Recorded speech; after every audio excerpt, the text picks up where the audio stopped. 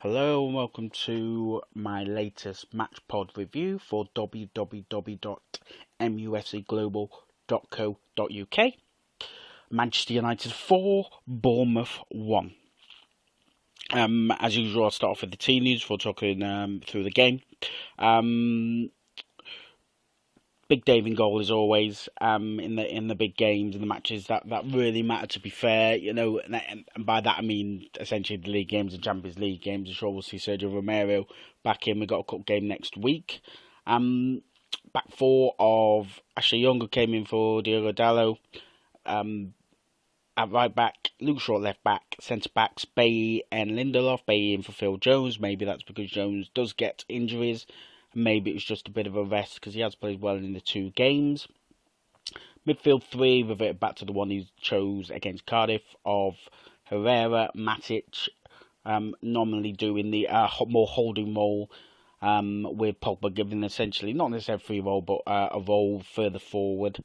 And then three up front of Marcus Rashford, Lingard and Anthony Martial, who was back in after illness, preventing him from playing against Huddersfield on Boxing Day.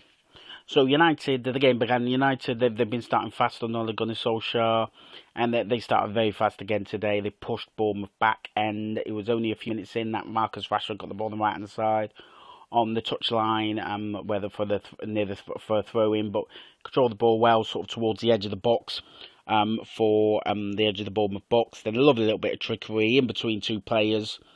Then a drill ball across the goal and at the back post towards Paul Pogba to put the ball in after only 5 minutes of the game, just in the 5th minute of the game. The game continued in a similar vein. Bournemouth did produce some pressure, but they didn't really test David De Gea. I mean, United have weaknesses defensively, so it is understandable that will happen. The midfield does seem a bit more fluid, but there were still gaps there that were exposed. But Bournemouth really, as I say, put too much pressure on the Manchester United goal. And then just after half an hour, United took a 2-goal lead. A little bit of interplay between Young and Herrera. The ball came back to Herrera. Lovely cross, Pogba up above the Bournemouth defence. A simple header into the back of the net. They had an opportunity previous to that where the cross come in was just too close to Asmir Begovic, the Bournemouth goalkeeper, who managed to clear it before Pogba got there. But the cross from Herrera was fantastic, and Pogba buried that and did another little dance. He did one for the first goal. Sort of obviously during this time, Pogba been playing really well during this first half, controlling the game from midfield, but also doing a fantastic job during the game was Marcus Rashford, who was stretching the Bournemouth defence. He was all over his place. It seems like the front three have been given a bit of a licence to roam. I mean, Rashford is nominally the striker and the one that's mainly working through the middle, but he was stretching the Bournemouth defence during the whole of the first half, and he'd not really had too many opportunities himself. As I say, he had the assist for Pogba's goal and had played players into good positions with his running, and obviously he was probing really well throughout the first half. But and there was a lovely ball put through to him once, but it was a lovely floated ball, but he was just offside. He was essentially clear in the left-hand channel, but he was just offside. But just before half-time, in the 45th minute, a ball came in over the top, this time to Anthony Martial, on the right-hand side. He got to the ball, sort of a little bit of a feint, and then a lovely little chip up, and Marcus Rashford was there running in to just put the ball into the corner of the net. He stretched out with his right foot, and it was a goal he needed from my point of view, because it's all good and well doing all the running and stretching around, but if you're going to be a number 9, you need to get goals as well, and he did a really good job there to put the ball in the back of the net. So 3-0 up, my friend was happy, because he had mentioned at the start of the game that they turned us around. Manchester was shooting towards Trafford then in the first half, and he said, well, we'll see 3 goals, tongue in cheek in that first half. I'd mentioned about Asmir Begovic being really slow with his goal kicks at the beginning of the game, his first 2, so a little bit of possible time wasted to start. And my mate just said, well, if we get the goals, then he won't be doing that. And obviously we got the early goal came in from Pogba. Pogba got a second, then Rashford. So 3-0. And it looked like going into half-time that Manchester United were coasting, and they would just be looking for more. But fair play to Bournemouth, they came back, and it was from a corner that was cleared, but then they didn't really pick up the pieces. They've been doing that all season, really. Not really challenging for those second balls. A nice little play from David Brooks. He got a corner, he crossed in. It was essentially a free header for Nathan Ake. It's a 3-1 at half time. Obviously, I saw the players coming off the pitch at half time, and it was a disappointment. You could see, I saw a couple of the coaches, Cabot walking down. You could tell it wasn't a relaxed walk. It was a walk of, right, we've got to look at that, because you can't have these lapses in matches against anybody. Just because you're 3-0 up, you've got to focus and concentrate and make sure. They should have seen that out. So, the second half began, United 3-1 up and seemingly in control, but you always think to yourself, 3-0 up, did he give away a goal right at the end of the first half? That, gives Bournemouth a lift. And they did start the second half quite strongly. First 5-10 minutes, they pushed United back a little bit. I mean, United was still pushing forward and trying to create opportunities. And essentially, there was a little bit of tit for tat, odd chances, odd opportunities. Bay made some excellent clearances, one which could have been a penalty. Because it was a very high foot, and on another day that could have been a penalty, and who knows what would happen. I mean, I did say to my friend halfway through the second half that even though we've been pretty dominant in the game, that if Bournemouth get the next goal, it could be panic stations, and you want to hope that doesn't happen. There have been other opportunities. There was a lovely little cross at one point when Josh King had a chance, but he was put under pressure by Bay, who did really well, to be fair to him, to just put him off. And that's all you need sometimes. I mean, we got to part halfway through the second half, and it was still 3-1, and some substitutions were made. Bournemouth made some substitutions, obviously a bit earlier than Manchester United, but Lukaku came on for Rashford, who had a fantastic game. And even though Paul Pogba got a couple of goals and was controlling midfield and played some fantastic passes through, Rashford was for me the man of the match today. I mean, it looked like he got a little bit of a knock. So I think it was taken off as a precaution. It's Newcastle on Wednesday night, so that could be a reason for that. But he was vying, him and Pogba vying for the man of the match performance. So Lukaku came on for Rashford after just after the halfway part of the second half. And he'd actually only been on the pitch a couple of minutes when the ball came through. And I was at the other end of the ground, but there was a suspicion of offside. But it was a nice little finish, and he needed that. I mean, he'd been missed the last couple of games through to compassionate leave, so he came back. And as I mentioned in my last pod, he has to work his way back. Where they got 75 million or 75p, you have to work your way back into the team, and that's going to be good for him. To get the goal, so to make it 4-1 to Manchester United, and essentially from that point on it was game over. Not much happened sort of after that, apart from a very rash challenge by Eric Bay with 10 minutes to go, and he was sent off. That's 3 match ban. It's one of those where you can't challenge like that in football nowadays. Unfortunately, that's the way you've got to do care and attention for the safety of the players. So he was sent off after it was around 10 minutes to go. United had already made a change with Pereira coming on for Herrera, and Fellaini was just about to come on just as he had made that challenge.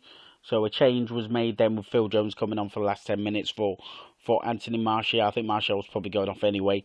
But obviously, this time it was Phil Jones that came on. But so 10 minutes. I mean, Bournemouth, obviously with the extra man, did have a little bit more possession. But United still looked in control, even with 10 men. And my friend did comment that even attacking, we're still attacking with 10 men. We still look decent with 10 men.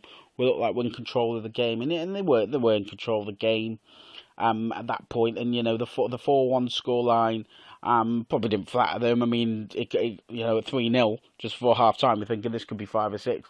But the goal from Bournemouth, it does sort of make you think, right, we need to seal this out first.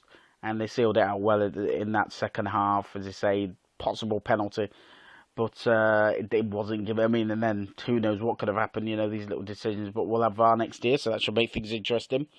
And then with the Lukaku goal to make it 4-1. So a third victory. And as my friend said to me, he said there were that's 12 goals now in Ole Gunnar Solskjaer's 3 matches. And I think the goal difference is now up to +9. I think so. Yeah, things are looking positive in that regard. And United sort of essentially consolidate 6th, and they could just stay 6th for a long time. So the target is top 4, but they're 8 points behind that. But another positive victory with some excellent football played, and things looking up at the moment at the club. But as I've mentioned before, and I'll keep mentioning it, don't make any apology for mentioning it, they have to keep winning these games because they've fallen so far behind. Draws are not good enough. Obviously, losses are definitely not good enough. So they need to keep winning. And the last 3 performances have been the kind that we've seen in previous years from Manchester United against so-called, I wouldn't say they're not cannon fodder, but teams lower down the league. United having a go at them and making sure that they're put away. Obviously, a big concern. Bay banned for 3 matches, which is a concern. Because United have got a few defensive injuries and they're struggling defensively anyway this season. They've already conceded more in the league this season already than they did throughout the whole of last season's 38 games. So they need to, Bay, it was rash and stupid and no need for it. It was missed time, but there was no need to challenge in the way he did. And obviously problems now because essentially the 2 fit centre-backs are Jones and Lindelof.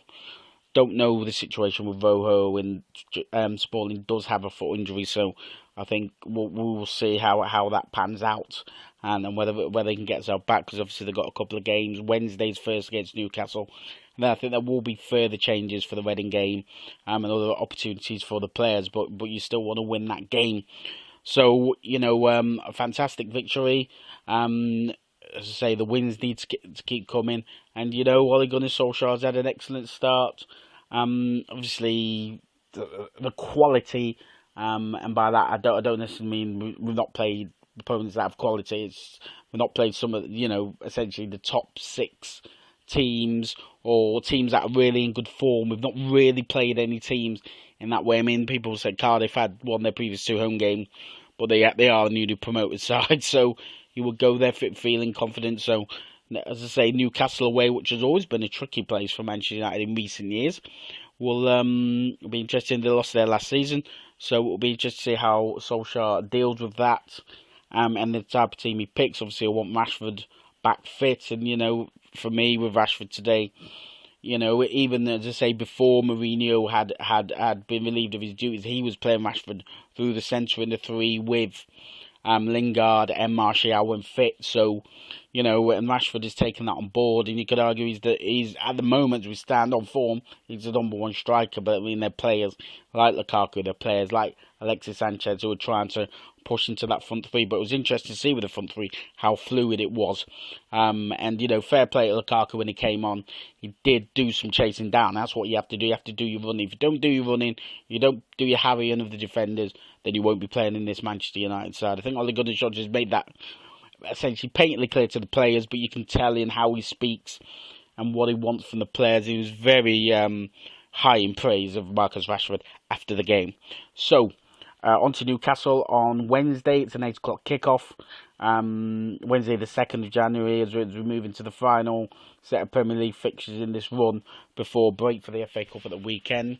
I'll be back with a pod then. As always, www.mufcglobal.co.uk for plenty of content on Manchester United.